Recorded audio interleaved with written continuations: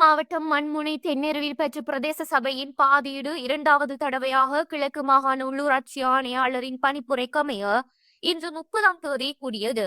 மண்முனை தென்னெருவில் பெற்ற பிரதேச சபையின் 2026ஆம் ஆண்டிற்கான வரவு செலவு திட்ட அமர்வு இம்மாத 16ஆம் தேதி நடைபெற்றது. இதற்கு ஆதரவாக இலங்கை தமிழரசு கட்சியின் 8 உறுப்பினர்களும், ஐக்கிய மக்கள் சக்தியின் 1 உறுப்பினரும், சுயேட்சை குழு உறுப்பினர் ஒருவரும் ஆதரவாக வாக்களித்தனர். கிழக்கு தமிழர் கூட்டமைப்பின் 2 உறுப்பினர்களும், சுயேட்சை குழு உறுப்பினர் ஒருவரும், ஜனநாயக தமிழ் தேசிய கூட்டமைப்பு உறுப்பினர் ஒருவரும் எதிராக வாக்களித்தனர்.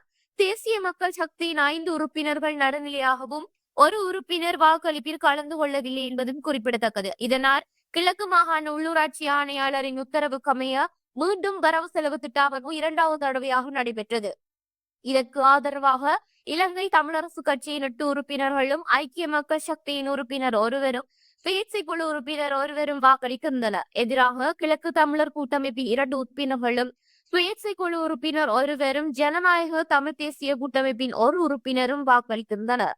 தேசிய மக்கள் சக்தியின் 6 உறுப்பினர்கள் நடுநிலை வகித்திருந்ததும் குறிப்பிடத்தக்கது. இதனிடையில் உள்ளூராட்சி சபைகள் கட்டளை சட்டத்தின் 169வது சரத்திற்கு அமைய தவிசாளரின் மேலதிக வாக்கினால் 2026ஆம் ஆண்டிற்கான வரவு செலவு திட்டம் வெற்றியளித்தது. இதன்போது தவிசாளர் மேகசுந்தரம் வினோதராஜ் ஊடகங்களுக்கு கருத்து தெரிவித்தார். இதில் 20 உறுப்பினர்கள் கலந்து கொண்டார்கள். அதில் 10 உறுப்பினர்கள் ஆதரவாகவும், 4 உறுப்பினர்கள் எதிராகவும், என்பிபி உறுப்பினர்கள் 6 பேர் நடுநிலையாகவும் இதிலே வாக்களித்திருந்தார்கள். அதில் 10 ஆதரவாகவும், 6 நடுநிலையும், 4 வாக்குகள் எதிராகவும் அளிக்கப்பட்டிருந்தது. அதில் சங்கு சின்னம் எங்களுக்கு எதிராக வாக்களித்தது, டிஎம்பிபி எதிராக வாக்களித்தது, ஊசி சின்னத்திலே ஒருவர் எதிராக வாக்களித்தார். என்பிபியிலே 6 உறுப்பினர்கள் நடுநிலையாக வாக்களித்ததால் எங்களுடைய வரவு செலவு திட்டம் பிரதேச சபை கட்டளை சட்டத்தில் 169